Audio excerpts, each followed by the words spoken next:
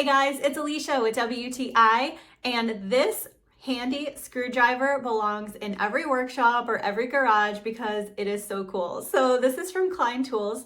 This is the Vaco K38, and this is a slotted screwdriver. It has a 1/4 inch slot, and basically what this does is allow you to remove screws from really hard to reach places because the screwdriver will actually stick into the slot on the screw by adding some pressure to it, and then you're able to easily take it out and not lose the screw. So it has this sliding mechanism here, and what that does is cause the two ends of this slotted flathead screwdriver to overlap, which makes them a little bit wider.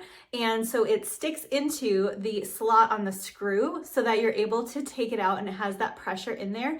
And you can actually shake it around and it is not gonna come off. So it is just an amazing little invention. I think it's so cool. So it's super easy to use, and it does have this nice wide part here where you can press up with your thumb to activate that function, and otherwise it's just a regular screwdriver. But when you need to get out those little screws and hold onto them and they're in a really awkward place, then you can use that feature. So super cool, very handy little tool. Would highly recommend it for any workshop, and that's my point of view.